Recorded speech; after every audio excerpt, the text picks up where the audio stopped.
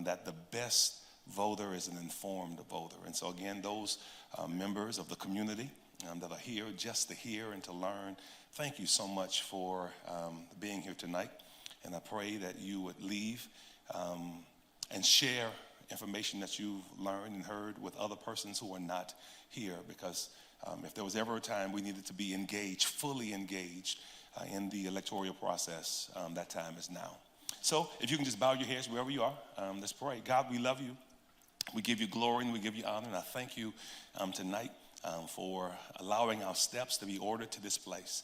I pray now, God, for all of our moderators, our organizers, our sponsors, those persons who are here. And, oh, God, I pray for our speakers, those persons, these men and women who are vying to be servants of your people. I pray that you will study their thoughts. I pray that you would allow them to articulate clearly and concisely. And, oh, God, I pray for our understanding. We pray, God, for those who are listening, that we would be able to interpret and make sound judgment. Be our unseen companion tonight. And these and all blessings I ask in your Son. Amen. Thank you, Pastor. And while we're thanking Pastor Jackson, I definitely want to thank some of the staff that has been pivotal in putting this together. We have Lisa Bennett, the chief of staff for Antioch, Michael McBride, social justice ministry lead servant. I've spoken to Josiah, Mr. Seymour, Ms. Sheila, and Zachary. All of them are part of the Antioch team, and all of them have been great supporters while we've been putting this together. So once again, thank you, Pastor Arthur Jackson, and to your team as well.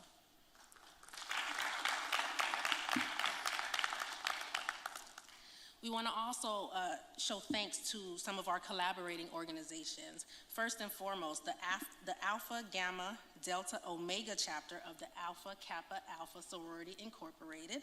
We have Miss Jessica Turner, who is here on their behalf. Stand up, get recognized, girl.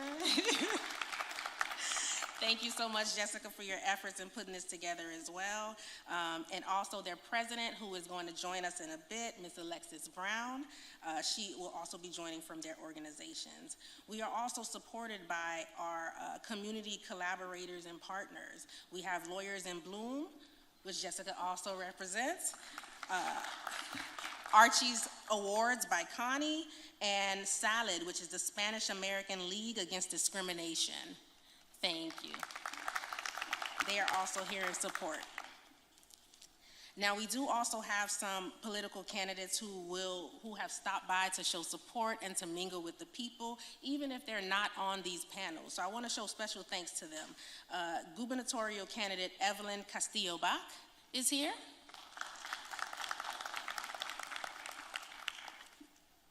We have Jean Monestime. He's the candidate for Florida District 24. And we have Dr. Bernard W.H. Jennings. He's the candidate for Miami-Dade County School Board Member, District 1. All right, and as they continue to trickle in, we'll recognize them as well. Now, the Judicial Diversity Initiative started over a decade ago after realizing how much diversity plays a part in justice. And we want to go forward with that mission to make sure that we advocate and promote for more diversity on the bench. And this is just one of our efforts to do that. The purpose of this forum is to educate. We are a nonpartisan organization. We do not promote, endorse any candidate, any party, any campaign. The purpose of tonight was to put as many candidates in front of you to inform you so that you can go out and make your decision. Now, let me explain the rules of tonight so we know how things are going to go. First and foremost, we're going to have several different rounds. We have 6 different groups of judges that are here with us tonight, judicial candidates that are here with us tonight, and we're going to call them up by group. So when you hear a group number, you're going to see those candidates come up, and they're going to have an opportunity to answer questions from our moderators. They'll be giving a particular time limit, 1 minute or 45 seconds, depending on the question. And then we'll go forward with that group by group. After that, we'll have a brief intercession just to switch over to the legislative candidates later on this evening, and they'll also have a chance to answer those questions that are posed of them. I want to be clear about how we're asking certain questions. There's a difference between the judicial candidates and the legislative candidates. So when you think about a judge, you want them to be fair, impartial, neutral, right? You don't want them to make decisions based on any alignment to anything that doesn't serve our community, not political parties or things of that nature. We need our judges to stay focused on what is the truest intent of the law so that they can administer justice. In that same vein, they have, even if they're not judges just yet, they have certain canons of ethics that they have to follow, right? A code of ethics, per se. Now, Canon 7 is what I'll speak to tonight, because Canon 7 states, and I'm going to read it so y'all can hear it, and we can all get educated tonight. So it says that a judge or a candidate for election or appointment to judicial office shall not act as a leader or hold office in a political organization, publicly endorse or publicly oppose other candidates, make speeches on behalf of political organizations, attend political party functions, things of that nature where it shows a tie to a particular political party. So the questions that you're going to hear us ask are not tied to any particular stance that they may have personally when it comes to community issues. It's based more on who are you? Why are you qualified to take this seat? And why can the people trust you in this position? Okay? The legislative candidates, on the other hand, will have an opportunity to be asked questions about their particular stance on certain topics that are of importance to our community. Okay? So just so you know why we're asking questions in a certain way and we're all on the same page. We have a timekeeper. Raise your hand, Jess. So she will keep us on track so we can respect Antioch's time this evening, because we got to get out of here in a reasonable amount of time. So when you see her pull up the cards, that will be a signal to start, stop, whether you have 15 seconds or 30 seconds remaining, and she will signal to you that it's time to wrap up so we can stay on course.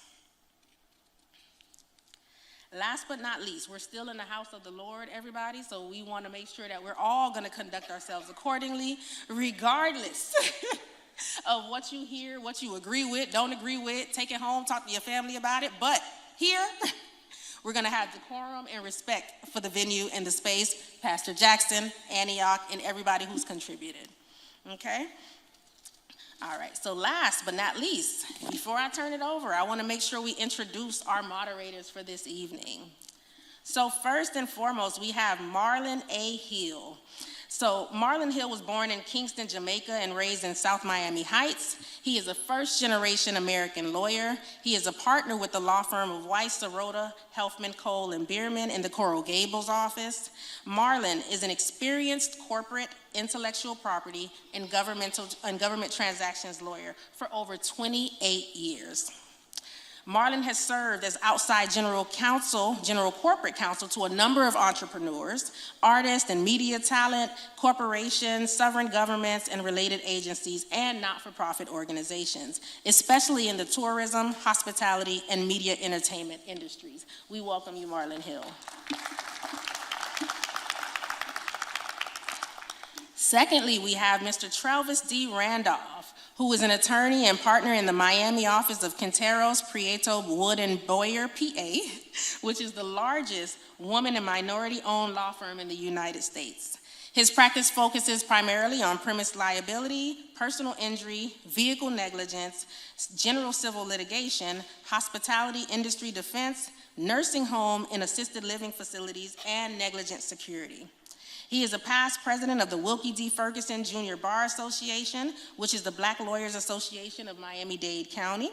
He is also the chair of the SAVE Foundation, which is the premier LGBTQ civil rights organization in Miami-Dade County, and an executive board member of the ACLU of Florida. Mr. Randolph is a United States Army veteran. He served in his country as an infantry soldier and in his home state as a reserve with the Tennessee Army National Guard. He is also a member of the Phi Beta Sigma Fraternity Incorporated. Mr. Travis Randolph, we welcome you. And last but not least, this beautiful lady on the side, Miss L'Oreal R. Scott. She is a lawyer, a leader, a lawyer, and advocate whose talents and charisma have influenced many in South Florida. Her tenacity, drive, and fearlessness have been trademark of her success for nearly 20 years. Her journey began in 2000 as a political science student and English major while minoring in psychology at the Florida State University. In 2019, she formed LA law firm PA, where she specializes in civil litigation, municipal law, real estate planning, probate, and family law. Now, prior to launching her firm, she worked in the municipal sector at the City of Miami Gardens, where she served as the Assistant City Attorney and the Director of the Office of Civic Engagement. L'Oreal is a sought-after speaker, writer, commentator, and advocate. She can be seen on Sunday morning television commenting on topics of importance to South Floridians. She has authored several articles and editorials that were featured in the Miami Herald, the Daily Business Review, Law.com, the Connecticut Tribune, and the Miami Times, and has been a recurring columnist for Flavor magazine. We welcome you, L'Oreal Offside.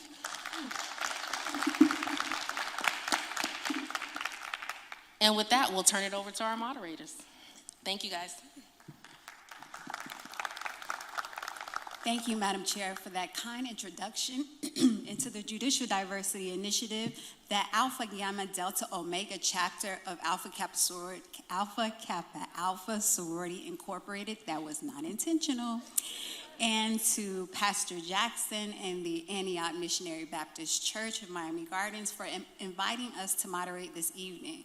Good evening again, everyone, and welcome to the JDI's Candidate Forum. Thank you all for coming out this evening. This evening, you'll hear from candidates seeking judicial office both on the Circuit Court in Miami-Dade County and the County Court. You'll also hear from candidates for Florida State Senate Seat 34 and Florida House Seat 108. We have a very full agenda this evening and several candidates to hear from. Our hope is that after hearing from the candidates, you'll be more informed on the issues, and like Pastor said, you'll be an awesome voter because you're informed. You're going to be enlightened about the candidates' positions, and most of all, you will be energetically engaged and ready to cast your ballot on Election Day, which is when? I didn't hear y'all. We in church. Speak up. It's when? Wonderful. Now, before we get into it, let's go ahead and set some housekeeping rules for the candidates. We'll begin by allowing the candidates to introduce themselves to you, the voters. Now, this would be by way of a question. The candidates will be giving 1 minute for these opening statements. Candidates, please be mindful of your time. The beautiful timekeeper will show you the 30-second yellow sign and will also show you a 15-second yellow sign. And when you see red, red means stop. After your introductory statements, we'll then move on to question and answer. During that section of the program, the candidates will only have 45 seconds to answer the questions posed. The moderators reserve the right to ask follow-up questions. If we do ask follow-up questions, you'll only receive 30 seconds to answer those questions. Again, you'll see a 15-second yellow sign. And then red means stop. Each candidate should be mindful of the time, and of course, at the end, you'll be given 1 minute to give your closing statements, which will also be in the form of a question. Now, before we proceed, the audience is given an opportunity to pose questions. You should have received some note cards. And hopefully at the end of the segment, if we have some time, we will address your questions. Now we're going to go on to the opening statements. Can we have the candidates from Group 5 please come to the stage? Candidates from Group 5 for the 11th Judicial Circuit. That is Mr. Alllikeminds, I'm so sorry, who is not with us this evening. Author Marty McNeil and Ms. Monica Segura. After we hear from the candidates from Group 5, we'll then hear from the candidates from Group 35. So candidates from Group 35, please be on the ready. Okay, we'll start with Ms. Segura. Ms. Segura? Yes. Okay, the question is, please introduce yourself to the members of the audience and explain why you are the best person for this position. Thank you so much. First, I want to start off by saying I really appreciate the invitation for being here.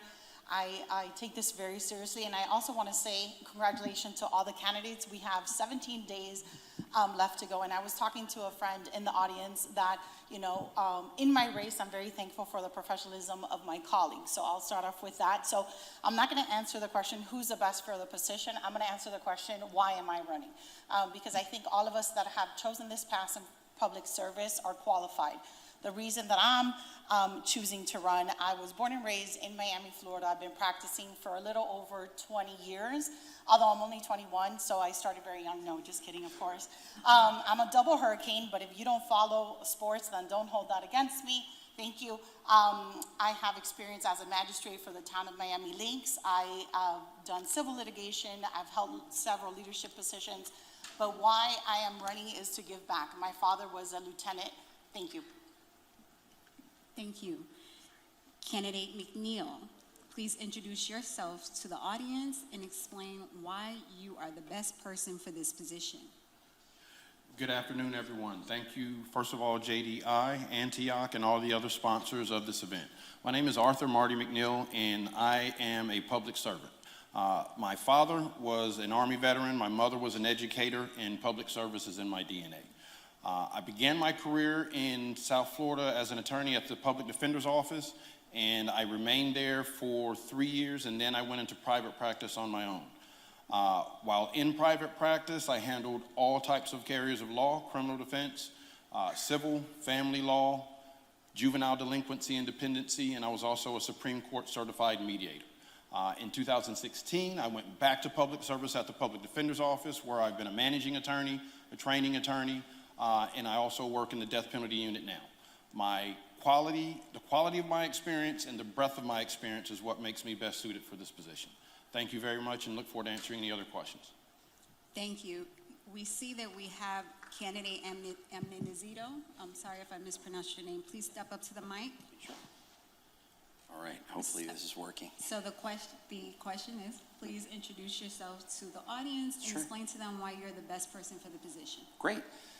So good evening, everyone, and thank you for having me. My name is Alllikeminds. I am running in Circuit Group 5, one of the 3 candidates running for an open seat. I grew up in this community. This community raised me. I am a product of public schools. I have 6 children. 2 of them are already out the house studying at universities across this country. And I have been a career public servant my entire life. So like many young people coming out of high school, I didn't have the means to get an education. I joined the military and used that as an opportunity to parlay a college education and eventually go to law school. I served this community as a state trooper. I worked in public affairs for a good number of years, and I now have a successful civil legal practice. I'm a trial lawyer by training. I also served in the public defender's office, and I've been a committed public servant for over 20 years. So I look forward to answering your questions. And thank you for following our timekeeper. Yes. Thank you so much. Monica, we're going to go to this next question to you. We heard a little bit about your personal background, your professional background. Could you tell the voters and those listening and those here in the audience, from your personal lived experience and your professional lived experience, tell us something about both of those lived experiences that prepares you for a circuit court docket? Thank you so much for the question. I believe my experience as a special magistrate allowed me to handle the breadth of cases that are called before me. Additionally, in private practice and in civil, I've practiced in circuit and in county court. And I think the ability to juggle both and a large volume prepared me for this position. Thank you. Marty, same question for you. I believe my experience as a litigator is what greatly prepares me for this position. As an assistant public defender and as an assistant regional counsel, I practiced in circuit court for 18 years. And if you all know what public defenders do, we're in court daily litigating, arguing motions, and trying cases. So I've run calendars. I have had training attorneys that I've had to go from several different courtrooms, juggling trial calendars, and I've also volunteered in the community. I believe that in order to be a public servant, you must know the public, you must know the people. And I've always thought that I've always done public service. Thank you. Alex, same question for you. Thanks. Yeah. So I'm a trial lawyer by training. I've tried criminal cases. When I was an assistant public defender, you're going to hear from a lot of great people from the public defender's office. And I am a civil trial lawyer now on a day-to-day basis. I try very complex personal injury cases on behalf of the defense. I just tried a case last week in front of Judge Butchko. It was a very complicated personal injury case where millions of dollars were at stake.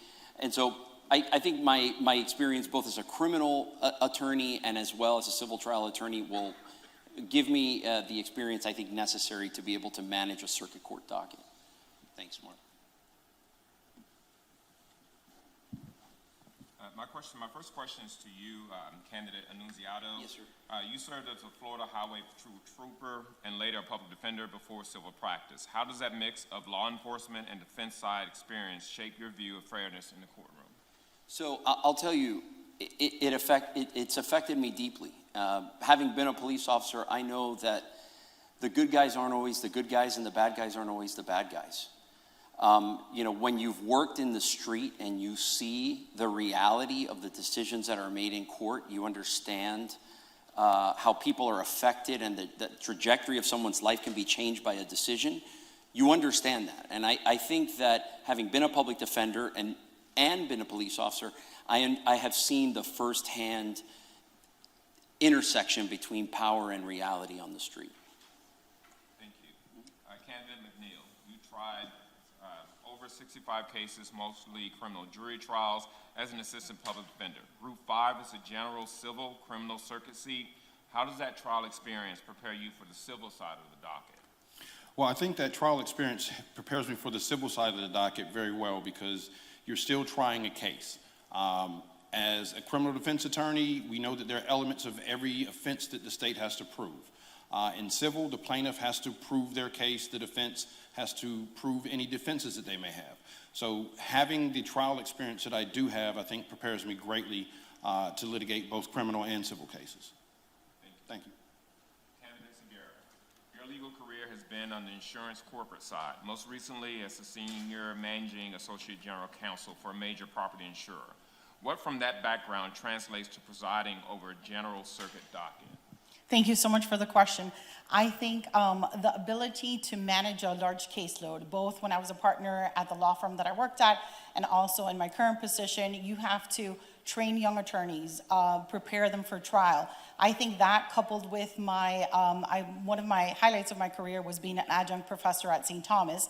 I think all that couples with making sure that the law is followed and that the next generation of lawyers learn. Thank you.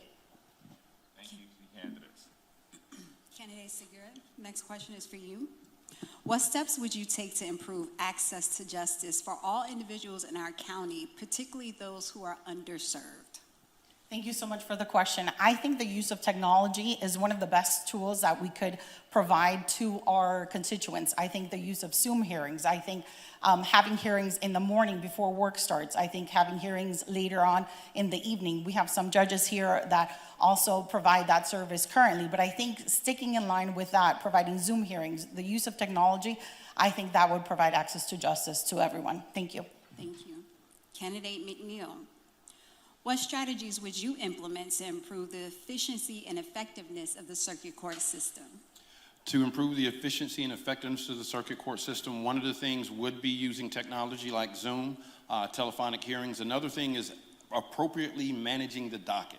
A lot of times judges will schedule cases or have their calendar, and if they don't efficiently move through the docket, make sure that the parties are checked in and they're there on time and they're prepared to handle their matters, cases end up getting reset and reset and reset without having an actual adjudication. So effectively managing the docket, making sure you have all the work on the calendar that you can handle, and getting through all of that is one of the things that I think will help effectively manage a docket and move cases along. Thank you. Thank you.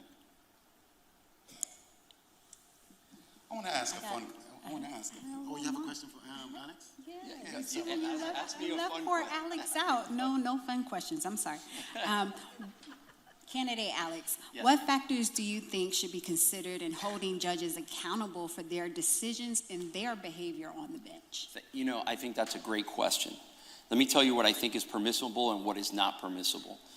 We have elections. If you don't like the decisions that are being made, or you don't like how they're being made, or how a judge is running their calendar or their docket, there are elections. That's where you hold them accountable. But if a judge makes a decision in good faith, based on the law and the evidence that's presented, we should not be injecting politics into these decisions by calling for impeachments or demanding that judges be removed from office. Judges need to have the force of character and be able to make the decisions that they believe the evidence and the law guide them. We hold judges accountable, our trial judges, by elections, not by impeaching them. No. We're going to pass on the fun question. We'll get to that. But thank you, candidates from Group 5. Please give them a round of applause in the Circuit Court. Thank you so much. Thank you.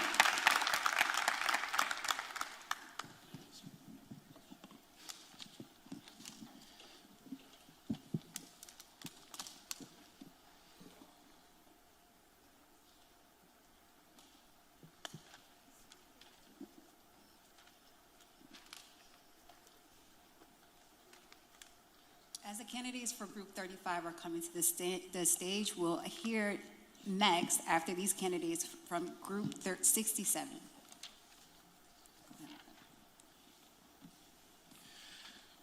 Good evening. Good evening. Thank you for being here at Antioch. We'll start off with Renee. If you could, just tell us a little bit about yourself and what prepares you to be the best candidate to serve as the next Circuit Court Judge for Group 35. I'm asking him, what did he want to stand or sit? Well, what makes You're me... negotiating the motion already? Yeah, I'm negotiating already. What I believe makes me a great candidate for judge is three things. The first is my experience. I have tried more than 100 cases, jury verdict cases.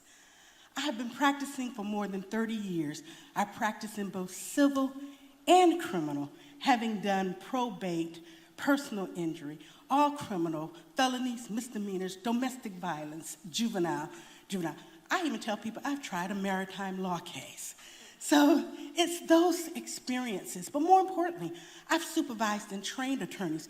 Many of the judges on the bench are judges that I've supervised. And finally, I'm an adjunct professor at FIU College of Law. So I've litigated, practiced, trained, supervised, and educated. And it is experience matters, and it is that experience that makes me qualified.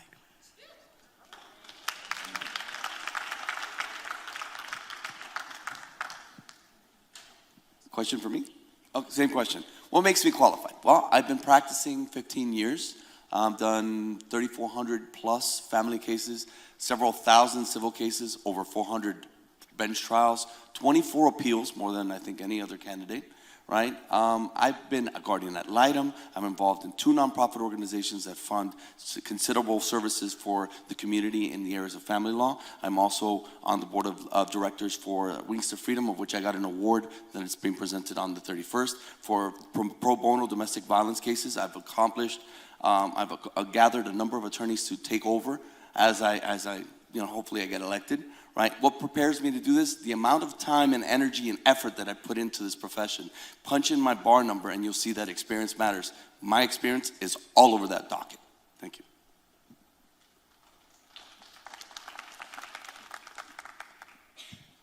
Candidate Padron, your practice is focused on family law. Group 35 is a general circuit seat. How do you prepare to handle criminal, civil, and other matters outside of your specialty? Well, I am specialized in family in the sense that I do a lot of family, but I also do a lot of civil. I've done thousands of civil cases, including civil jury trials. I've done 2 of those, both of which I won, and we got the verdicts, I believe, the same day.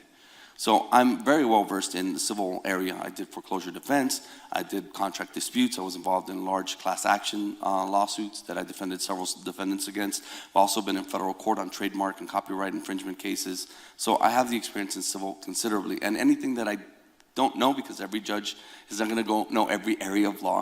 You learn in judicial college, so that's the advantage. You just need somebody that works hard. Gordon, you spend much of your career working with troubled children in various legal and managerial capacities. How does that experience inform the way that you handle cases involving families or minors? Thank you for the question. Yes, I have been involved greatly in trying criminal cases and trying cases with both families and juveniles. Now, how that has prepared me and how I deal with those cases is, first of all, let's talk about many times what most judges do in criminal cases is just the case. But for me, it's more than just the numbers on a docket. So because I come from a social work background and because I've helped the very kids in our community, I use that experience for referrals to get out, because I believe that we should not only just deal with cases, but we should be able to support families and children. And so I use that experience to help our kids and our families. Oh, she's saying stop. Thank you, candidates. Candidate Gordon, as a lifetime assistant public defender, how do you separate the instinct to advocate from the obligation to be neutral if you were to ascend to the bench? If being a public defender for more than 22 years was all I did, I may have an issue. But because I have operated my own practice and I've done civil as well as criminal, because of my own experience having run a halfway house, I understand the need to be objective. I understand that as judges, we must be fair and impartial. And because of my other life experiences, I believe that it is those things that help me to be a neutral. But more importantly, you know, you talk about advocacy with criminal law, but what it is following the law, understanding evidence, talking about the objections. Thank you, Candidate Gordon. Candidate Padron, what would you do differently as a judge handling a high conflict family case than you did as an advocate in one? I actually would kind of continue that pattern that I've commenced, right? I like to communicate with opposing counsel. I believe in a strong relationship with both sides. And in my case, in what I planned, and I've been very vocal about this position, is I believe in effective use of case management. It's a collective effort by all the parties involved. We set goals together, we set a scheduling order, we say dates certain so we can hold people that are dragging their feet accountable, and we can go ahead and move that case along. And so it doesn't linger like the cases now. We've heard those horror stories of 2 and 3 years of a family case pending. That's unfair, and justice delayed is justice denied. You know, we learn a lot about each other from our failures, right? Both of you come to this church here today after losing in campaigns. Renee, you lost twice. David, you lost once. What did you learn from these losses that you're bringing to this cycle, that you're doing differently, that will hopefully take you to victory? I'll go with Renee first. What I learned is a lot about who I am. Resilient, an overcomer, believer in that if you have been called to something, and I believe this is a calling for me, that you don't stop. Believing that I have done a lifetime of service in our community and that our community needs me. We need to have judges who are fair and impartial. We need to have judges who believe in the dignity and respect of others. So what has it taught me? It's taught me a lot about myself. It's taught me to never give up. And it's taught me that callings cannot be buried, that you must continue. Thank you, Renee. How about you, David? Chris, by the way. Chris, sorry. So again, I learned a lot because again, part of the experience of running a campaign and moving around is you get to meet a lot of politicians. You get to learn where you've made mistakes, spent money where you shouldn't have spent money, and it wasn't effective, and other things that it's the people at the end of the day. So if you focus on the people, you have greater success. I have a groundswell of support this time around, a lot of grassroots movements, a lot of people that remember me from the first time around. So my dad used to say, it's not, the measure of a man is not how many times you get knocked down, it's how many times you get back up, right? And I believe that that's this time around. Ladies and gentlemen, please thank our two candidates for Group 35, Chris Cristobal and Renee Gordon. from the candidates from Group 67.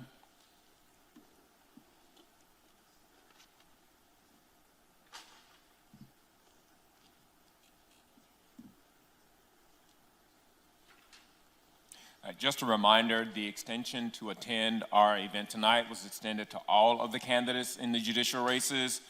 We're grateful to the ones who answered the call and showed up here tonight.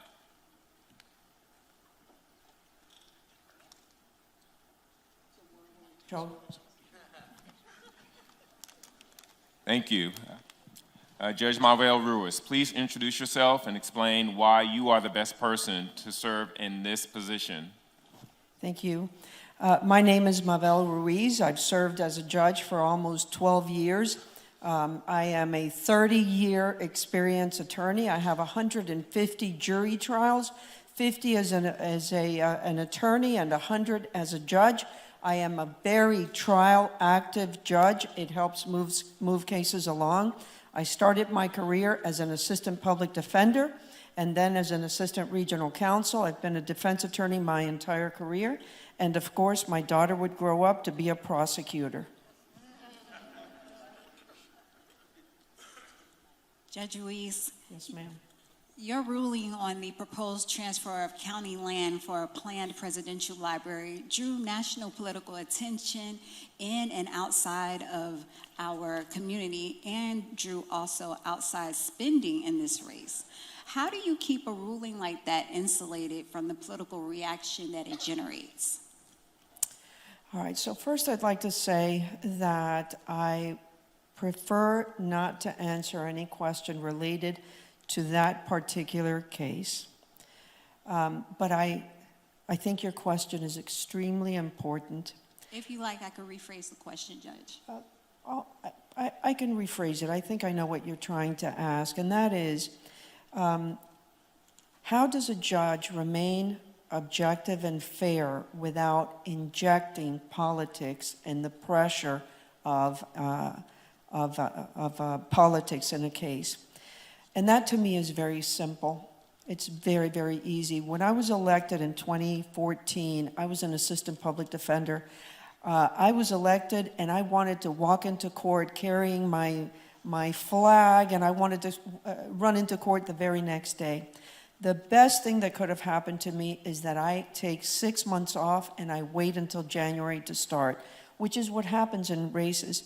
Because I needed to think, those 6 months, I needed to think like someone in the center, not from the perspective of an assistant public defender, certainly not from a prosecutor, but I had to be fair and I had to be in the center. And that, in my opinion, was one of the biggest transitions that I had to make in order to be fair. Thank you. Judge Ruiz, the truth of the matter is that this race has drawn unusually high outside political spending for a nonpartisan judicial seat. What would you say to the voters, wherever they are, concerned about the politicization of judicial elections generally? Mr. Hill, it is heartbreaking. This is my third campaign. I've never seen anything like some of the rhetoric that I have seen. It's regrettable. There are political action committees now involved in judicial races. Those are committees that have a special interest, and we judges only have one interest, and that is to follow the law, to do justice for each side without looking to the power or the lack of power, and not to have any sympathy or preference for anyone who stands before us. So it's unfortunate that special interests would become involved in a judicial race. And, but if it's lawful, then it's permitted. Antioch, please thank Judge Ruiz for being here, Group 67.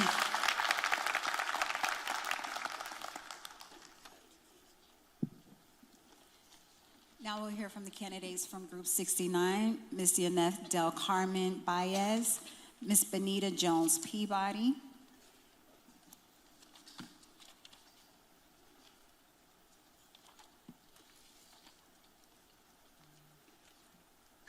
And we'll start with Ms. Del Carmen Baez. Please introduce yourself to the members of the audience and explain why you are the best person for the position. Good evening, ladies and gentlemen. My name is Janet Del Carmen Baez, and I am a candidate in Group 69. I am the product of Miami-Dade County. I have lived here my entire life, and it has been my honor to serve this community.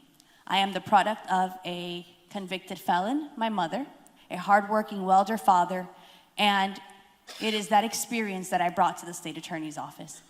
For nearly a decade, I started off in the domestic violence unit. I then worked my way up quickly through the office, trying everything from petty thefts to homicides, and for the last 3.5 years, I have been a human trafficking prosecutor. It is my privilege and honor to serve this community. Thank you. Thank you. Ms. Jones Peabody, same question. Please statement. Please introduce yourself to the audience. I'm Benita Jones Peabody. I'm a candidate in Group 69, punch number 129. I was born and raised right here in Miami-Dade County. My mother was born and raised here in Dade County. I have lived here all of my life. I've worked here, and I've educated myself here. As a teen mom, my son went to University of Florida with me. My daughter and my son went to the University of Miami with me. I know what it is to struggle. I know what it is to overcome. And I studied to show myself approved.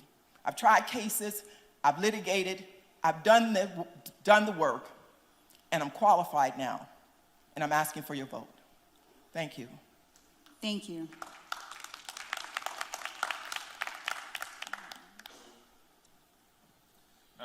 To the candidates. This seat has two participating candidates with a very real possibility of a runoff. What would you say to a voter deciding between two candidates from very different career paths, and how would you advise them to make the decision? We'll start with you, candidate Jones Peabody. Look to the breadth of experience. Every judge, every candidate that runs, the people will elect. But it's the chief judge that will decide the division that they go into. Has that person had any experience in anything other than one area? I've had experience in criminal law, civil law, family law, probate law. I've even worked behind the scenes, answering questions for judges who had questions on the law. Look for the experience. Also, look to see what has that person done in the community. How have they made the community better and made it better for all of us? What have they done? When you look at that experience, make your choice. Thank you. Thank you. And same question to you. I think that it's important to look at experience. I agree with my candidate on that one. And in nearly 9.5 years, I have managed to run a unit of over 50 prosecutors. I have managed to last year be named Human Trafficking Prosecutor of the Year. I have managed to be on the board of the Miami Bridge helping foster youth. I have managed to be on the League of Prosecutors and the National Black Prosecutors Association, where I am a member, and I proudly chair what's called the Real Talk, which is an opportunity to go into high schools and talk to our students. It has been a privilege for the last 9.5 years to serve this community, and that is exactly what you would want to have on the bench, someone that is experienced and knowledgeable. Thank you.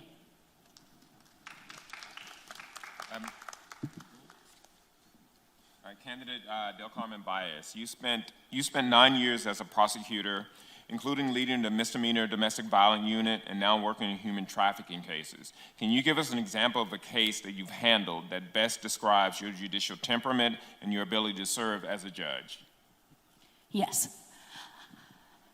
In 2025, I handled a case of a human trafficking victim where the defendant brought her through 5 different states, trafficked her in 5 different states. She was a minor in foster care. During that time, he obviously exploited her to the fullest extent, and then he decided for the trial itself to represent himself. One of the hardest cases you can ask any attorney in the room is to try a case against a pro se litigant. Why? Because you have to, at all times, abide by the rules of both for yourself and proactively for them. As such, that was an extremely challenging case, and I think that understanding that and being able to make sure that this, my time is up. I apologize. Candidate Jones Peabody, you tried more than 200 jury trials as a criminal defense attorney. Can you give us an example of a case that you've handled that demonstrates your judicial temperament and your ability to serve as a judge in this seat? Thank you for the question. The case that most resonates with me was a young mother who was accused of injuring her child, and they were taking away her parental rights. If she went to trial and lost, she would have lost the ability to parent any other children. It was a great risk. And it was one where the mindset of those that were prosecuting her was dead set that she had done what they accused her of doing. Through depositions, we proved them wrong. We went to trial, and she won her child back. And now she has 3 children. I'm still in contact with her. Thank you. Thank you to the candidates.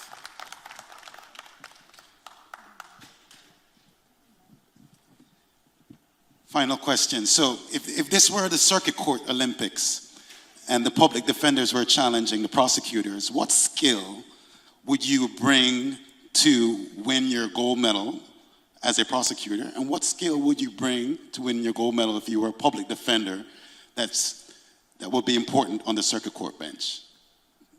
Ms. Peabody, you first. The evidence code, understanding how to get evidence in, how to get evidence out, and also how to tell a story. When you are able to tell a story that people can understand, resonate with, and you have the experience, the background, to be able to let them understand why this particular case matters to them, why it matters to the community, and why it matters to your client. I'll be able to bring that experience with me to the bench, having understood the culture of the people and understanding the very diverse community in which we serve. Thank you. Mr. Carmen, as a prosecutor, what do you bring into the Circuit Court Olympics?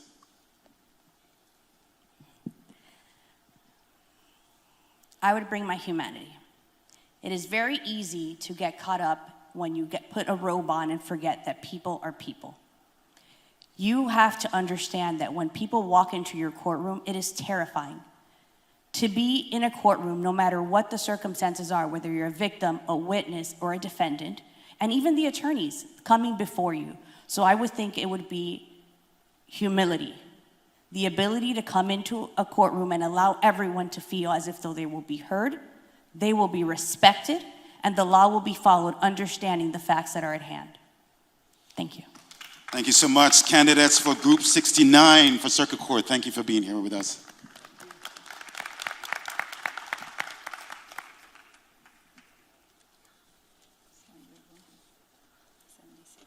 And now we'll have the candidates from Group 76, Yingling Dominguez, and also Judge Spencer Ige.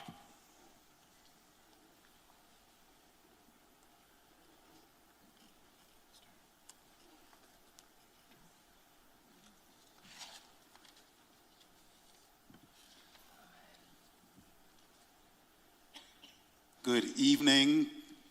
Thank you for being here. Please tell our audience, introduce yourselves and tell us why you are best suited for this opportunity to serve on the bench. Yes, Ms. Dominguez, go ahead. Good evening, everyone. Thank you so much for having us here. And just a little bit about myself. My name is Yingling Dominguez. I am running for Circuit Court Judge. My ballot number is 130. I was born and raised here in Miami. I am a product of Miami-Dade County. Miami-Dade County has been the background of my whole life. I was born and raised here. I started my career here. I have my family here. I have served in many capacities. I'm currently a lawyer seeking to serve the community as your next Circuit Court Judge. I have practiced in the area of civil litigation, family, probate, estate planning, to name a few. Thank you so much.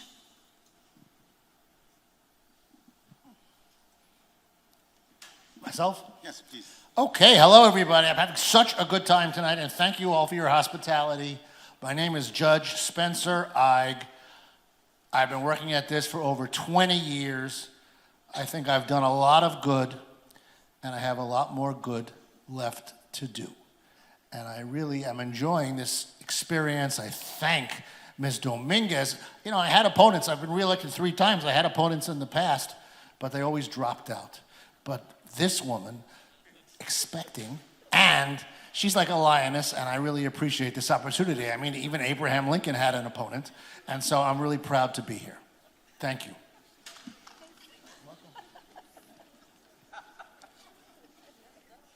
Candidate Dominguez, you have about 7 years of experience running your own practice against an incumbent with 20 years on the bench.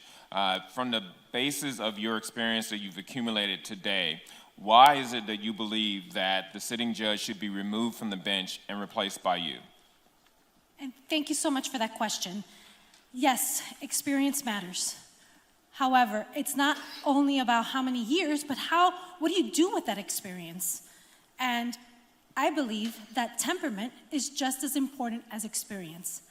I have the experience from a civil litigation.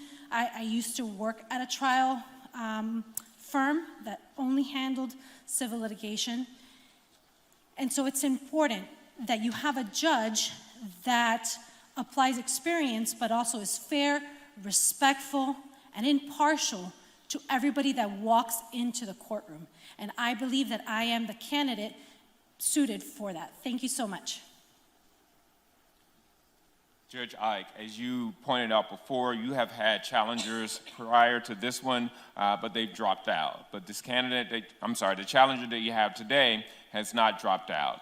How do you make the case that you should be retained on the bench, especially in light of the national wave that's going about of having new blood in our political offices, new blood in our judicial offices, new blood in our legislative offices? Can you make the case of why you should be retained on the bench? Sure. Anytime you all might have to go to court in your own lives, that day is going to be really important to you. Big issues in your life will be decided. And as exciting as new blood might be, on that day, when you walk into court, you will appreciate a judge who knows how to handle your individual situation as carefully, as gently, and as effectively as possible. Thanks. Thank you. Ms. Dominguez, you have worked pro bono for veterans and first responders. What would you want to see changed about access to justice for self-represented litigants in this circuit?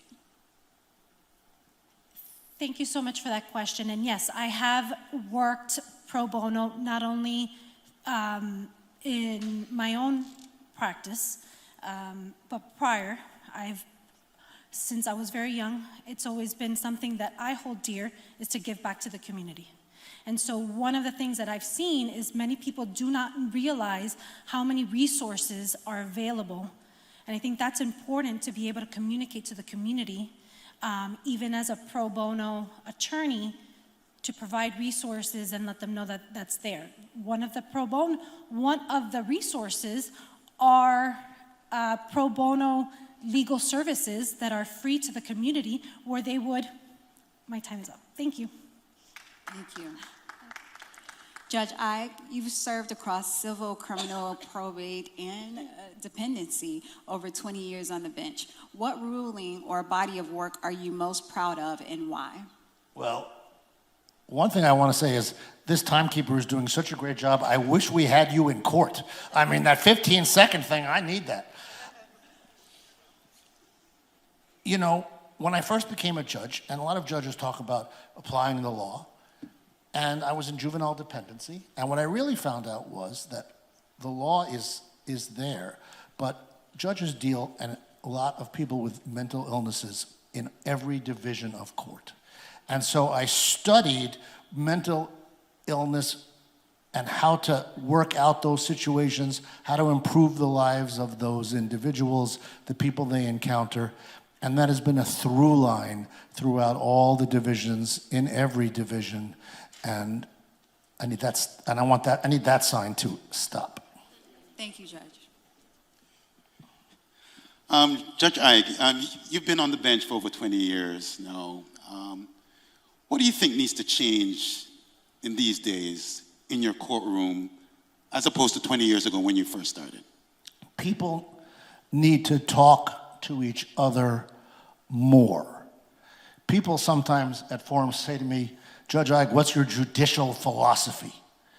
And I say to them, my judicial philosophy is that this is not a fancy thing. These are the problems of ordinary people that come to court to be resolved. I don't think of myself as some Supreme Court justice, but like as a civil servant whose job is to help people to bridge their differences and to come up with win-win situations to normal conflicts in our community.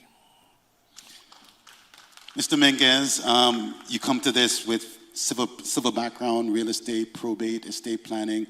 What judicial philosophy would you bring to the courtroom in this day and age here in 2026?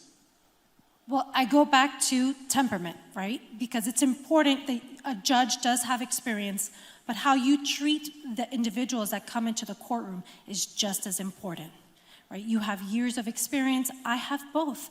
I have experience being an attorney and advocating for my clients, but I also have the temperament. I have always treated my clients with respect, opposing counsel with respect. So that is the approach that I would take if elected as a judge. Thank you.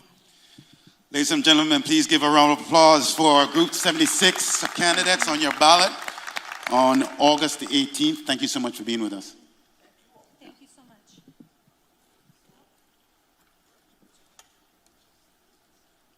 And now we'll hear from Group 25, Maribel Diaz and candidate Luis Perez Medina, who's just a sitting judge.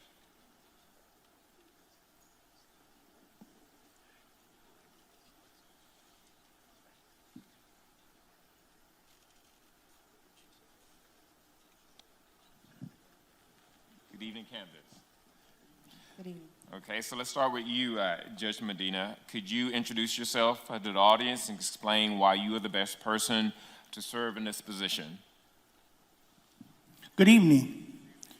I'm Judge Luis Perez Medina, and I have been in a courtroom for 20 years.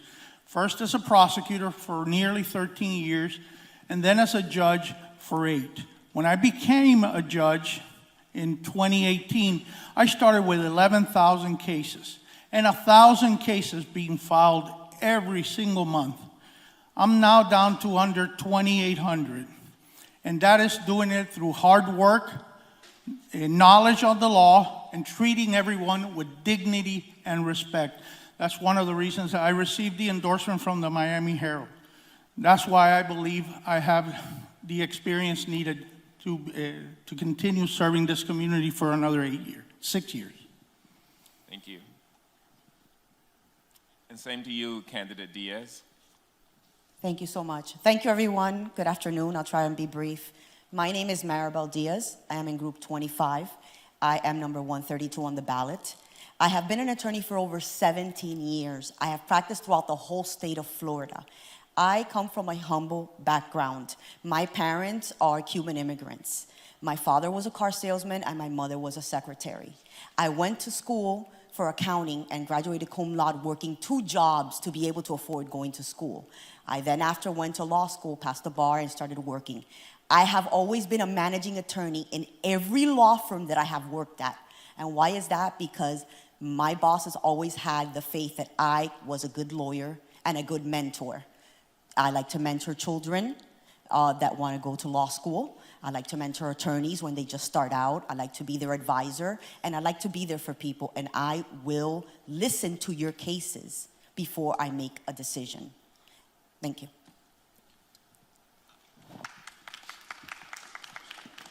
Judge Perez Medina, you've served on the county court.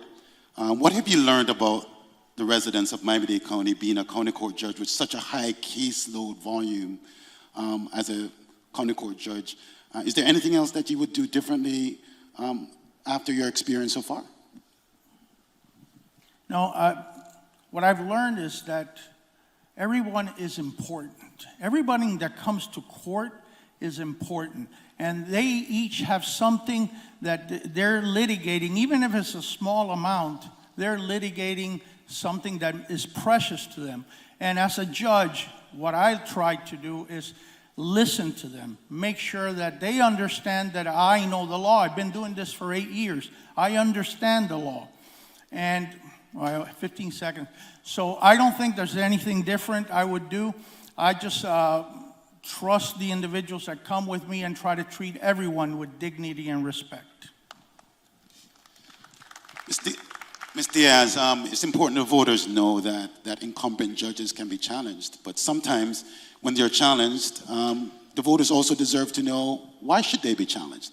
Is there a specific reason for county court, for Judge Perez Medina's seat, that you would do differently as a county court judge? He just expressed his philosophy. What would you do differently? Thank you. That's a very important question, and I have been asked that question many times. Why county court for me? County court is the people's court. A lot of people come unrepresented to county court, and it's my job to listen to them. I am accustomed, and I have over 17 years, the volume of county court is enormous. The types of people that come in are from all walks of life, and I am that person to listen to that, to those cases. I have always practiced in a high volume practice throughout the whole state of Florida. And why, Judge Medina, that was the other part of your question, correct? I am giving the voters a choice, the right to choose who they want on that seat. That seat belongs to the voters. So then that seat comes up every 6 years, so people have the right to vote on who they want. If incumbents are not challenged, thank you. Thank you. Ms. Diaz, what role do you believe a judge should play in community education about the legal system? That's a very important question, because we are one of the most important people in the law, because we make decisions. So if we can teach our attorneys, our future attorneys and the future people that want to go and be lawyers, then that is great, because we have an important role as judges, right? So teaching the law is a very important role for everyone, including judges, and we should be able to do that. Thank you, Ms. Diaz.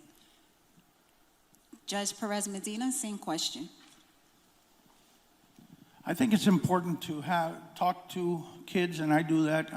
I go to schools and talk to them.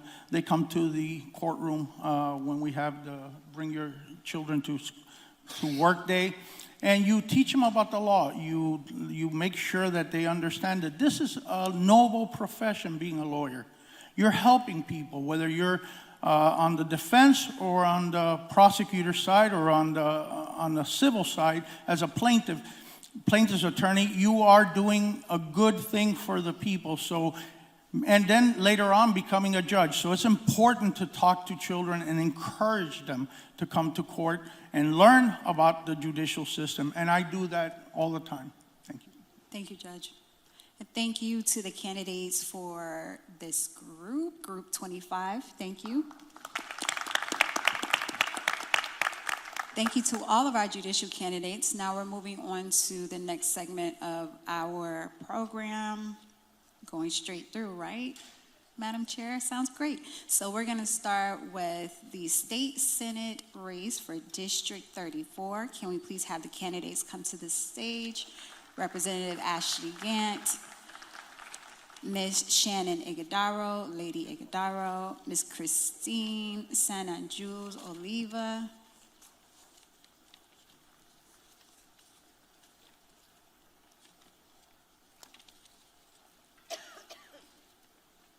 and I don't see Ms. Iguodaro with us, so we will proceed with these two candidates. And we will start first with Ms. San Anjus Oliva. Please introduce yourself to the voters and explain why you are the best person for this position. Good evening, everyone. Thank you for having me. My name is Christine San Anjus Olivo. I'm an educator, an advocate, and a proud mom. I have a bachelor's in public administration, a master's in business. I'm getting my second master's in public policy at the University of Miami. And while I've never held elected office, I have held an eviction notice. I know what it's like to fight to keep a roof over your head. I know what it's like to fight to keep food on the table for your children. And I know what it's like to be overeducated and underpaid. I'm asking you to send me to Tallahassee to fight for everyday people because I am an everyday person. And I know that since we're in the house of the Lord, God doesn't call the qualified, He qualifies the called. And on August 18th, I'm asking you to qualify me to be your next state senator. Thank you. Thank you, Ms. Olivo. Ms. Gant, same question. Good evening. Thank you to JDI and the Alpha Kappa Alpha chapter. So my name is Ashley Gant. I serve right now as the state representative for House District 109. I've been serving my community, our community, the community that raised me for the last 4 years in Tallahassee. I'm an attorney and I'm also a former educator. I graduated from the Miami Carroll City Senior High School, Chief Pride, where I also taught, and I taught at Alpha Kappa Middle School. When I ran in 2022, I ran because I got angry. I was upset about my former opponent's vote on the 15-week abortion ban, and I started to complain on social media. And so I asked myself, if I'm just gonna complain on social media, I might as well take it down. So I ran for office. I won because I wanted to be the change, and I ask that you vote for me, number 96 on the ballot. Thank you.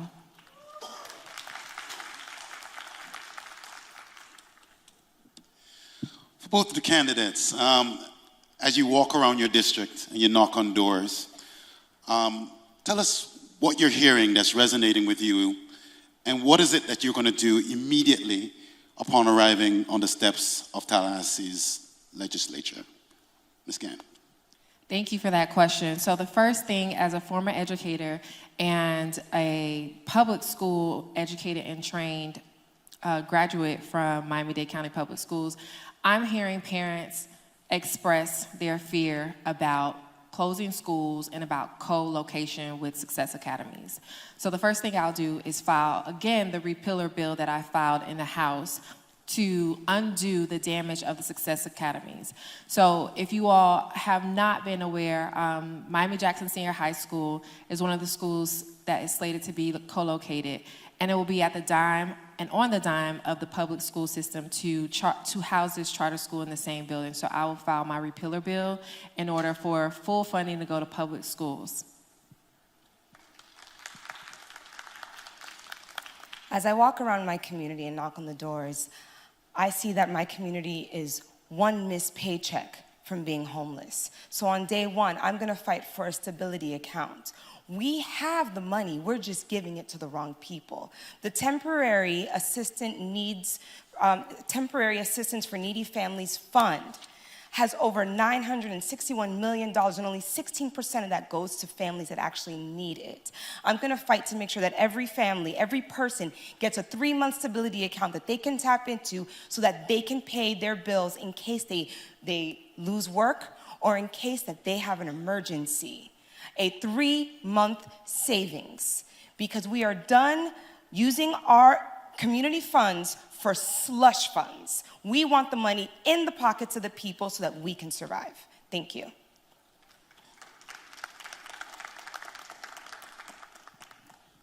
To the candidates, beyond housing, what is the single biggest cost of living pressure facing Miami-Dade County families today? And what state-level policy would you pursue to address it? And we're asking for a specific policy. Ms. Sannon? A policy I'd like to put forth is the Kids Care Access Act. Right now, we have vouchers that are available for K through 12.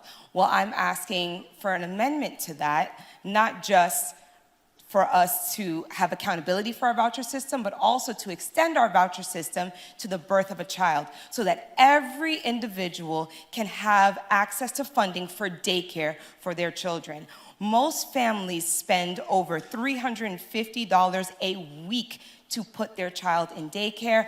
I'm gonna advocate to extend the voucher system so that every family gets $8,000 a year to help mitigate the cost of daycare. Thank you. Thank you. Same question to you, Ms. Gant. Thank you. So the issue that is second to affordability is childcare. So as we see the minimum wage go to $15 an hour in 2027, what we have right now is a group of people who are qualified for subsidies for early learning care who will fall out of eligibility. And that's because Florida has not adjusted our AMI, average medium income, to speak to how our minimum wage has increased. I've sponsored legislation and will sponsor again legislation in order for those families that qualify now to continue to qualify once we get to the $15 minimum wage. Thank you. First one is for Ms. Gant. What is one decision that you made in your professional or public life that was unpopular, but you still believe was right? Still believed was right. Oh, this is easy. So when I was teaching at Miami Carroll City Senior High School, I was put into English as an English major in college, and I was teaching in an ACO school, and it was a Title I school, and the district provided extra help for our schools. And what they did is they would tell us, you have to teach a specific way. I didn't want to teach the way that they told me to teach. I wanted to teach to my students, so that's what I did. I got a lot of flack from it. At the end, my students not only had the highest gains in the school, but they had some of the highest gains in the district. And so me answering the needs of my students allowed them to be better, which is what I do for my community in Tallahassee. Thank you. Thank you. Same question for Ms. Olivo. One thing that I've done that was unpopular, but I believe was right, when the Trump administration was stripping parents away from their children at the border, I went to DC and I prayed at the White House for 24 hours straight. I went by myself. I had just given birth to my second son, and I was engorged. My family said, this is crazy. And I said, I have to do something. We need a spiritual intervention. And so I did it anyway, and I stood there for 24 hours praying, and they asked, what's next, Christine? And so I said, next, I'm gonna go fight for the community. Thank you. Some of the folks here in the church may probably say to us that the rent is too damn high, right? Maybe even the mortgage.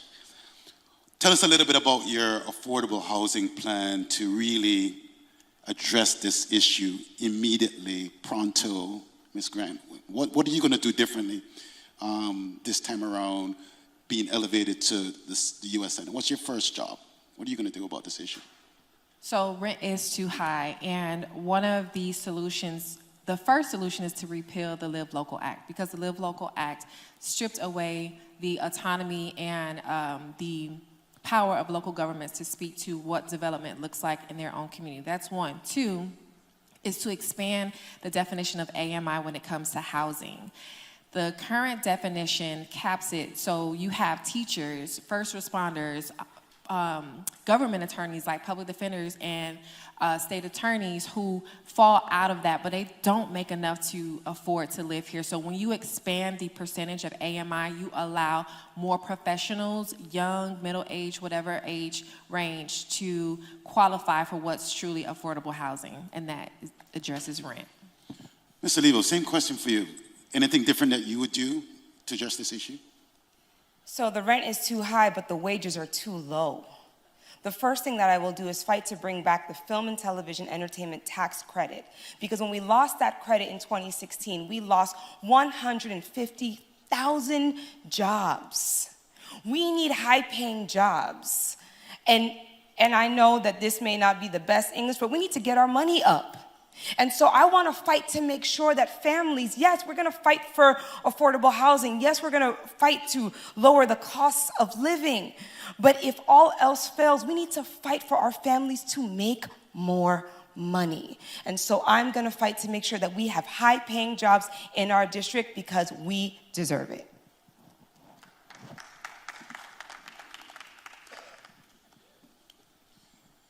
Yes, more question?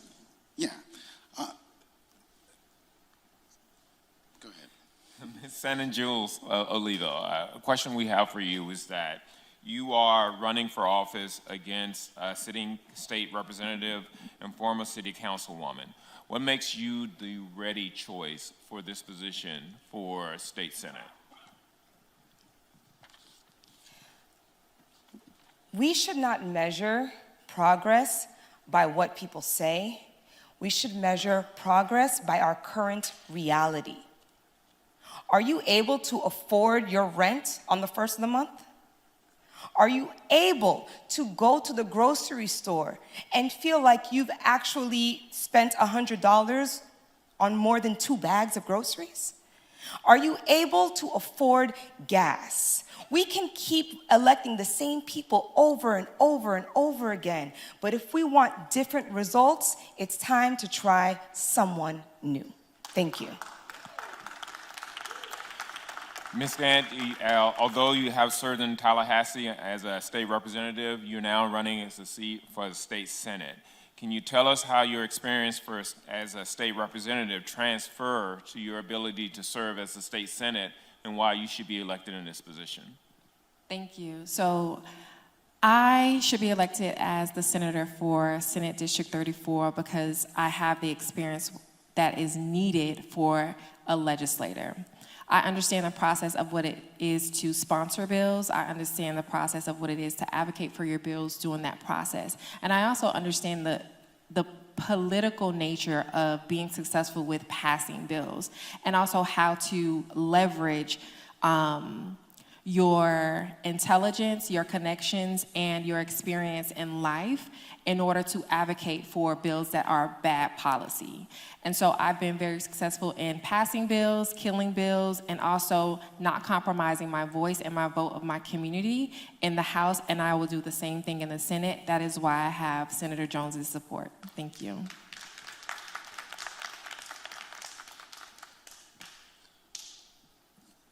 Ladies and gentlemen, please give a round of applause for the candidates for District 34 Senate primary on August the 18th. Clap it up, clap it up. Quick station break. We have our immediate past president of the Wilkie D. Ferguson Jr. Bar Association, Mr. Dwayne Robinson, passing out index cards for any questions that you may have that you may not want to be publicly expressed right here in front of the forum. And now we'll have the candidates for District 108. We have candidate Daphne Campbell and Dinah Escarment.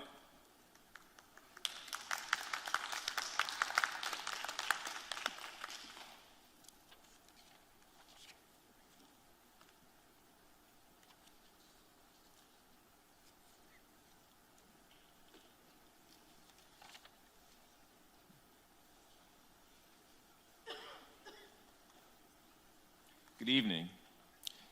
Could you please introduce yourself and explain why you are the best person to serve in this position? Good evening, everyone. My name is Dinah Escarment. I'm your candidate for state representative for District 108. And the number one reason is because I actually show up, right? So I am running against an established candidate. And I'm the most qualified candidate for this position, not only because of my experience and my dedication in the community for the past several years. I'm a mother, I'm a former public school teacher, I'm a small business owner, and I run a nonprofit organization where we give back. As a public school teacher, I recognize the disparities in the community, and although I could not continue to live on a teacher's salary, what did I do? I give backpack drives and give back resources. When I saw that they were trying to co-locate in our public schools, what did I do? I advocated and led an initiative to save our schools. When I saw there was a need, a wealth gap, and a lot of people were homeless, what did I do? I gave back food to the homeless. So I'm a candidate that not only sees the problem, I solve the problem. Thank you, Mrs. Garment. So this is your first run for office, and in addition to the background that you just mentioned, you also come from a background as a radio host and a tax, immigration, and real estate services executive.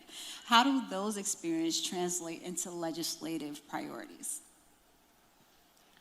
So I am a tax preparer. I also partner in my office. We do a lot of services in my office. As a radio host in the community, I use that to educate the community. So transferring that to being a state representative in Tallahassee, I know that we need to have access and education in our community. So not only do we go up there during sessions to make the laws, what I do on my shows is I educate the communities on different laws being passed and help them understand how it affects them directly within the community. So being a radio host, I'll be able to make sure that I have accessible town halls, and I'll be able to inform the community of things that are going on and just being of service in different aspects of my business within the community.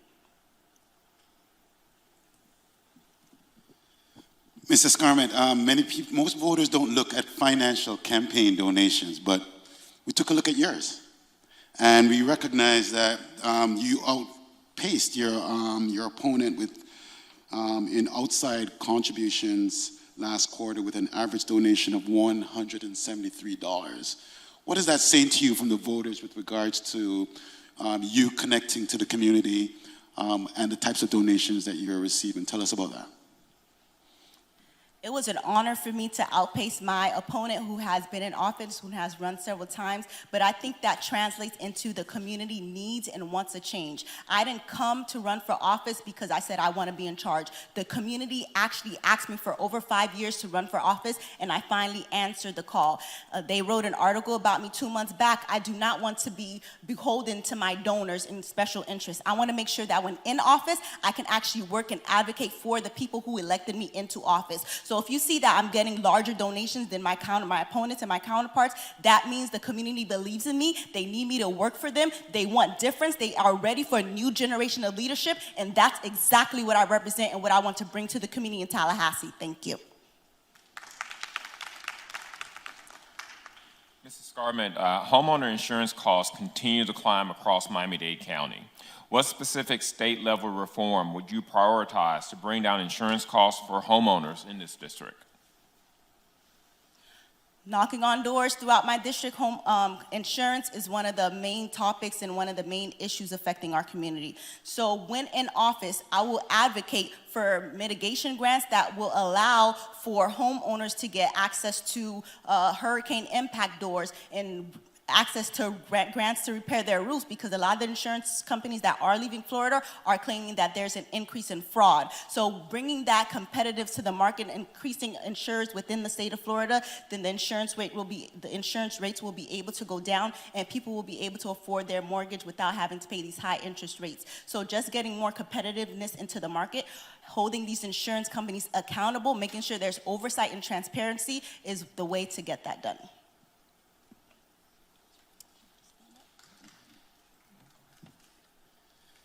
So, Mr. Scarmett, okay. All right. Tell us a little bit about your personal background and what personal superpower do you think you want to take to Tallahassee as a legislator? So, what I didn't mention in my bio, I am a child of immigrants. And when I say I solve a problem, I solve the problems that I see in the community. Through my foundation, we partnered with the Haitian Lawyers Association last year to offer free citizenship drives because we saw the need for the community. So being a child of immigrants, things like that are super important to me, and I like to take action. I not only talk the talk, but I actually make sure I walk the walk. I currently serve on the County Commission Nuisance Abatement Board. I am the elected chairwoman of the largest political organization in the state of Florida, and has been the youngest elected and the first Haitian American within that organization within the state of Florida. I serve on different other boards, Haitian National Teachers Association. I'm an elected DEC state committee woman, and most importantly, I'm a public servant. I come from a bloodline of service. My late father was a public servant, and I'm here continuing his legacy and his work and making sure that the community gets what they deserve. One last question. Mrs. Scarmett, one last question before we move on. And just a reminder, if you haven't had an opportunity to pose your question, Mr. Robinson's walking around with the cards, and we're going to move into that. Candidates who've already gone, if you're still in the room, please stay in the room, because we do have questions from the audience for both our judicial candidates as well as our legislative candidates.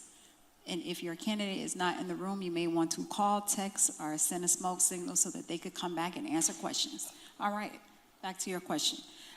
What is one criticism of your political party or ideological allies that you believe would be fair? A criticism? Of your political party or your ideological allies that you would believe to be fair?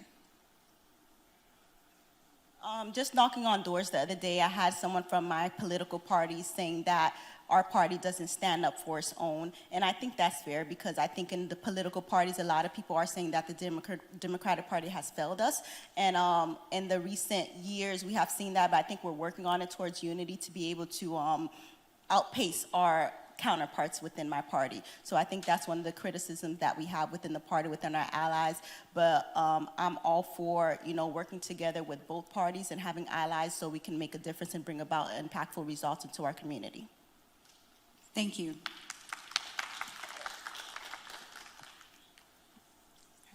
Candidate Escarment, just one quick question. This is your first time running for a position in Tallahassee, meaning that you'll show up on day one against people who have experience running around Tallahassee, working the system, allies, bridges, all of that.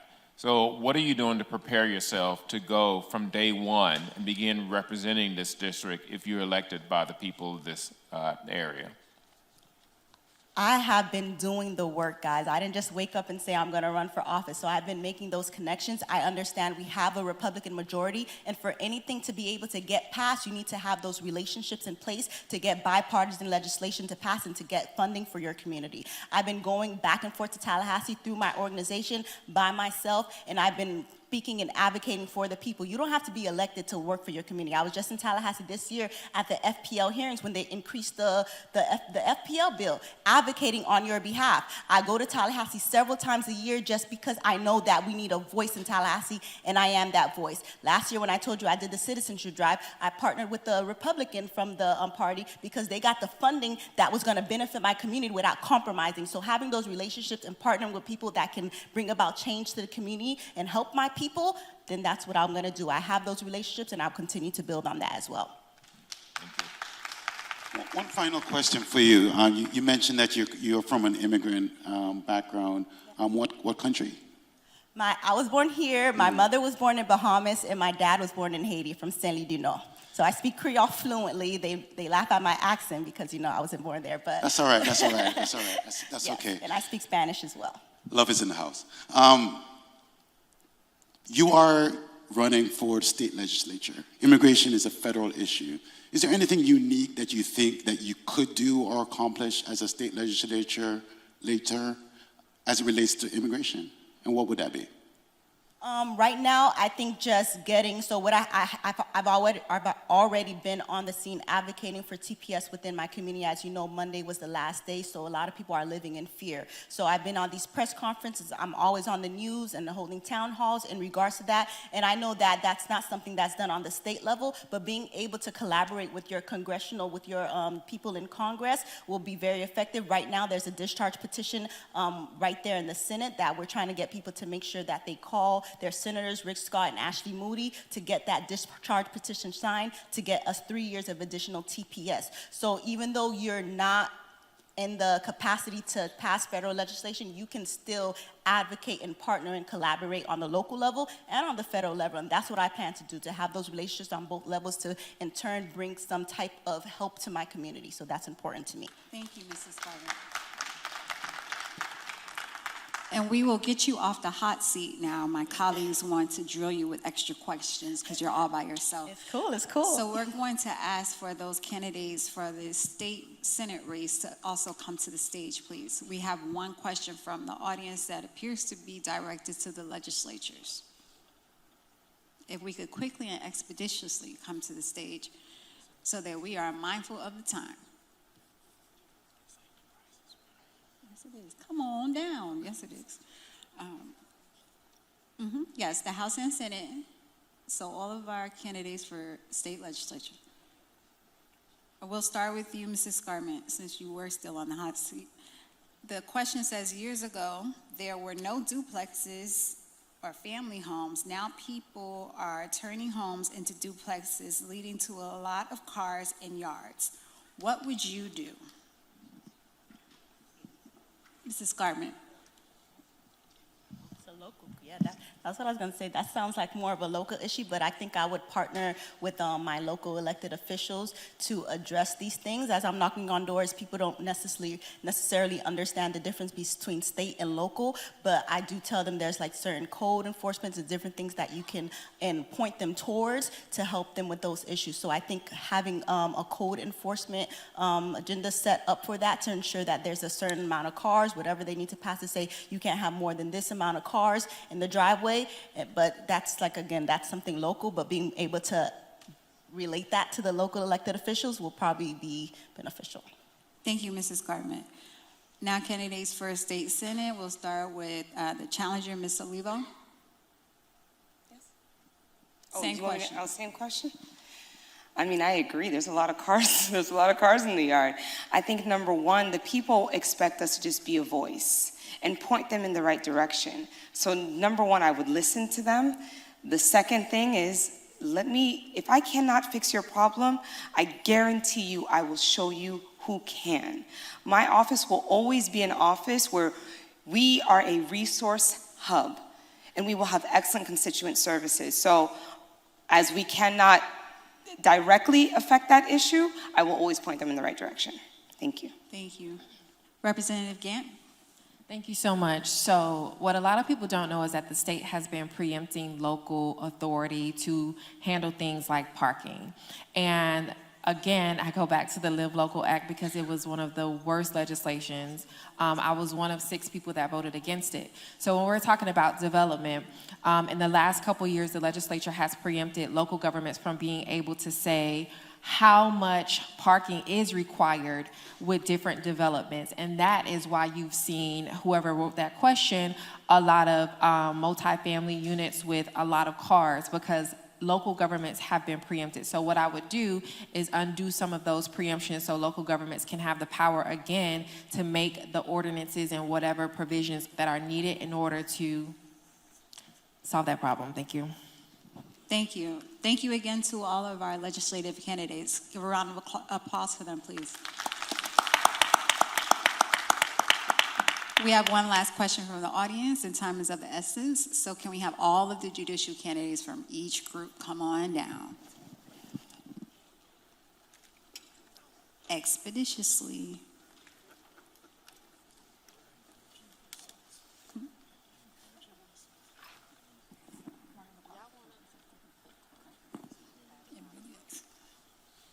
We'll start with group 5, but again, this is the same question for all the candidates. For the judicial candidates, community involvement is important, yet we see judges only when challenged. What can we expect to see in the future? Civic engagement is important. We will start with group 5. Mr. McNeil. I'm sorry, I heard the part of the question. Could you repeat the question again, please? Community involvement is important, yet we see judges only when challenged. What can we expect to see in the future? Civic engagement is important. Okay, I 100% agree that civic engagement is important. What you can expect to see from me if I'm chosen as a candidate is what I've been doing since I've been living in South Florida. I've always been involved in organizations mentoring our youth because I believe that it takes a village to raise a child. I know that because I was that child that was raised by a village. During my time, I've been a 5,000 role model mentor of excellence through the Public Defender's Office. I've also volunteered going into our high schools, talking about the consequences of an arrest and how they can affect our future. I've also been a volunteer coach. I believe that we need to see people in the community that represent us, especially judges, being involved in caring, not just sitting up on a bench looking down at people. So Thank you, Mr. McNeil. Thank you. Ms. Segura, same question. I think it's very important to give back to the community, and I can't thank all of you for showing up here today. If you look me up on votemonicasegura.com, I've served in numerous leadership positions. My promise to the community is that I will continue to serve. One of my greatest privileges this past semester was serving as an adjunct professor for St. Thomas and also coaching the MOOC core team for UM, along with other leadership positions. And I'll be remiss if I don't mention this leadership position. I was a Den Mother Scout for my son's scout team, and and that was a privilege. Giving back, speaking in schools, speaking in the high schools and in the elementary schools. I think that's something that all judges and candidates as well should do. Thank you so much for the question. Thank you. Mr. Anizito? Yeah, it's a great question. And obviously it's not directed at anybody here, but judges have to remember that they come to serve and not to be served. And I think that's true of all public servants, right? I think people lose perspective over time. And when you're evaluating candidates, I think it's important for you to evaluate not only what they bring to the table intellectually, but what they bring to the community in terms of their commitment to the community. I think that if you all give me that public trust, you'll see me in the community engaging people and doing what is permissible within the rules, obviously, to make this community better and make people understand the law and how it affects them on a daily basis. Thank you, Mr. Anizito. Thank you. Now on to Group 35. Ms. Gordon, same question. May the work I've done in this community speak for me. I've been serving the community for more than 35 years. I have worked with kids, grandparents raising grandkids. You may be a minor in schools, you may be a minor, but the consequences of an arrest are not minor. I speak at schools, Miami-Dade public schools, because you know what? I didn't know a lawyer when I was growing up, and I vowed that no young girl would not know a lawyer. So I speak at schools for kids. I have participated in redemption workshops, was helping people to get their records sealed and expunged. I've introduced Toastmasters. I worked at Horace Mann Middle School. Thank you, Ms. Gordon. Thank you. Mr. Padron, are you still with us? No, he's not here. Okay, he is no longer here. We're moving on to Group 67. Judge Ruiz, are you still with us? Okay, Alive and well. thank you. Same question, Judge Ruiz. So I take every opportunity that I am invited to. I have attended what we call Constitution Day at elementary schools. I have been a judge for several days in a row of elementary and middle school students who are doing mock trials. I also take the invitation when the universities, local universities, St. Thomas, FIU, University of Miami, come to the criminal courthouses and ask us, actual sitting judges, to be the judge in their mock trials. When I can, and I mean, these judicial forums are really the best way to get to know a judge. But other than that, I attend community functions. I attend Thank you, Florida Judge Ruiz. Bar. Thank you. Group 69, we'll start with Ms. Del Carmen Baez. Yes, so I think I have to agree with a lot of my fellow candidates here on the stage. One of the things that, to me, I struggled with a lot growing up was not ever seeing someone that looked like me that was an attorney, someone that I actually knew. So the day that I got barred, I remember thinking, I joined the National Black Prosecutors Association, and I wanted to chair, to me, what was the most important, which was giving back, the real talks. So I go to high schools, I go to middle schools, and I go to elementary schools. I go to Turner Tech, and I go, why? Because to me, it is important that youth see us, that the community sees us. So that's why I'm also a member of the Miami Bridge Foster Youth. Why? Because to me, that is important. It's important that they not only see us when we're running, but that they see us every single day. Thank you, Ms. Del Carmen Baez, I'm sorry. Ms. Jones Peabody. Thank you. I've lived in this community. I've worked here. As a teen mother, I wanted to give back. Every position that I've ever had, it wasn't just for me. I've always reached back. I started a not-for-profit organization called Emma, named after my mother. Education means more access. Does not guarantee success, but it certainly gives you more access for teen mothers to assist them in getting their college education or their vocational trade. I've worked with the Brownsville Neighborhood Civic Association. I've worked with the Florida Bar, the Legal Needs of Children. What I do now, even as a 12-year-old, and making sure that there was a park for the children to play in, is exactly what I would do as a judge in this community. This community is me, and I am it.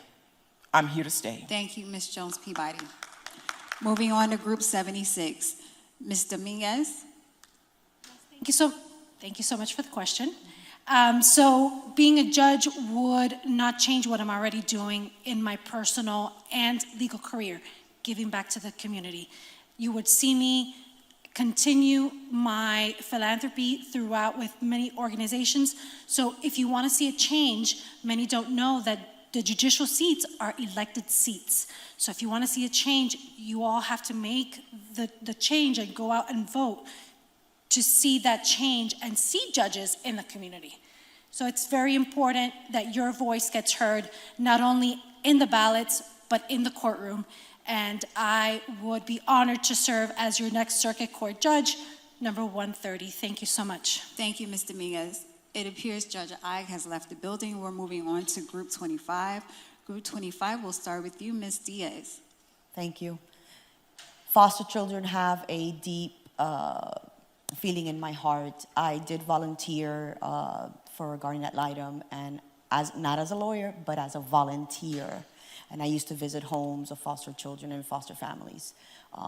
I want to continue doing that. I want to continue mentoring young attorneys because I didn't have that. I didn't have a mentor to tell me where I should go or what I should do. So I want to continue doing that. And I also want to continue doing the annual toy drives that I usually do for the foster children. They're deep in my heart. So thank you. Thank you, Ms. Diaz. Judge Perez Medina, last question. All right, you're gonna see me doing what I've been doing for the last 20 years. I've been mentoring children. I go to the schools. I talk to them on career day. They come to the courtroom. They see me. They see what a courtroom is like. I volunteer with the FIU, University of Miami, doing panels where the law students come in and you are a judge and you evaluate them and teach them and so they learn what it's like to do a trial. So I've been doing that for the last, when I became a judge for the last year, and I've been volunteering before that. And finally, I want to thank the panel for hosting this. Thank you so much, and thank you, everybody. Thank you, candidates. Do we have time for one more? Time for one final fun question. Quick fire for all the judges. Judges are real people. If there were a popular Miami-Dade County drink or snack that says the most about you, what would that be? One thing, you can't choose two, you can't choose three. I want to give you the number one Miami-Dade County drink or snack that says the most about who you are as a person running to be a judge.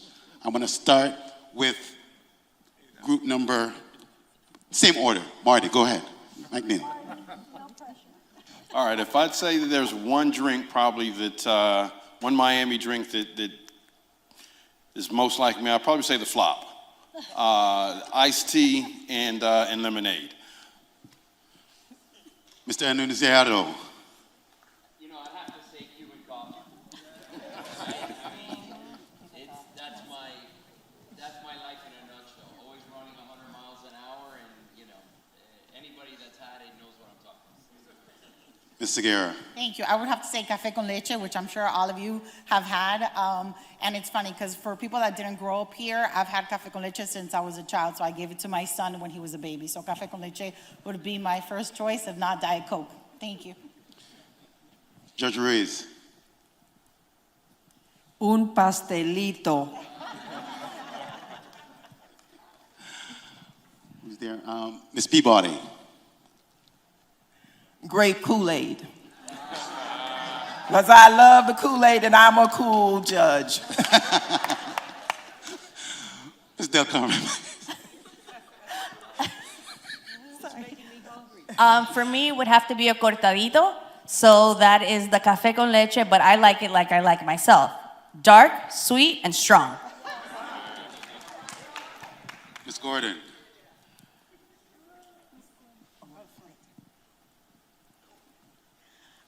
Wow, they've taken everything. They've taken the coffee, they've taken the Kool-Aid, they've taken everything. So the only thing that I can think of right now is a snack, because y'all can tell I like to eat.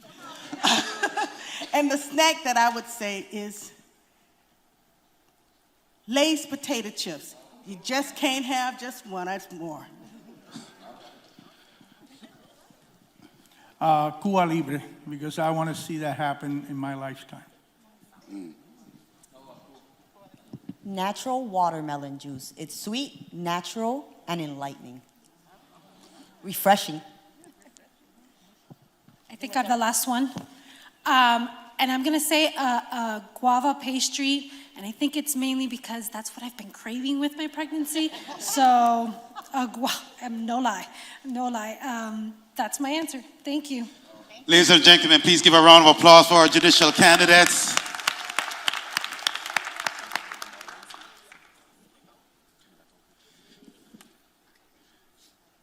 I'm going to turn it back over to our host with the mostest, Ms. Pierre. Please clap it up for our judicial candidates again.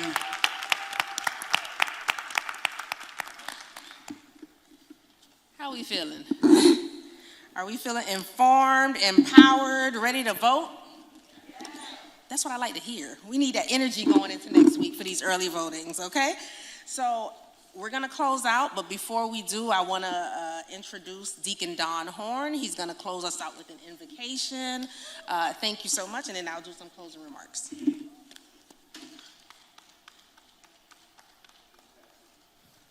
In Pastor Jackson's absence, and for those of you who got here after he gave his welcome, thank you for joining us at our place of worship that we fondly refer to as the dwelling place. I want to thank this wonderful panel we have here, the Judicial Diversity Initiative, our wonderful MC, and thank all of you. The scripture says that our people perish for a lack of knowledge. I say that knowledge is power, and this has been a wonderful forum for folks in our community to come out to hear about these candidates so that they will be, as the pastor said, a more informed voter, and the best voter is one who is informed. So with that, we're going to go ahead and get you out of here. If we will bow again, Father God, we thank you for this day. We thank you for this opportunity to have these folks come out and share information. We thank you for the incumbents. We thank you for the challengers. We pray, Father God, that beyond educating us on these candidates and their stands, that you would bless every person represented here, every home represented here. You would guide all of us safely home, that you would be with us, continue to lead us and guide us in the way that you would have us to go. And these and all of the blessings we ask in your Son's name, and all that love the Lord said, amen. Thank you so much, Deacon Horn. Final thank yous. Again, to our collaborating organizations. We do have President Alexis Brown. I want you to stand and be recognized. She is the president of the Alpha Gamma Delta Omega chapter of the Alpha Kappa Alpha Sorority Incorporated, who's been working with us behind the scenes to put everything together. Once again, thank you to our representative from SALAD, the Spanish American League Against Discrimination. Thank you to High-Low News and Alllikeminds for live streaming this event on YouTube. Thank you again to the Antioch Missionary Baptist Church staff, and especially Pastor Arthur Jackson III. Thank you to every one of our other community supporters. There is another candidate that I did not get to recognize, Miss Lynette Smith, for council seat number 2 of the city of Miami Gardens. If she is, there she is, waving in the back. And she's punch number 161, so we just want to recognize her here as well. If there's anyone else, let me know. Name? Oh, Linda Cotier, you're for school board, right? What district? District 1 as well is here, so I want to make sure that she's recognized as well. Thank you everyone for coming out. Thank you for taking your time on a Tuesday evening to come out to spend time with us and to get to know these candidates. We really appreciate your time, your dedication, and your willingness to learn and empower yourself to change your community, change your lives, and make sure that we put the right people in office. Good night.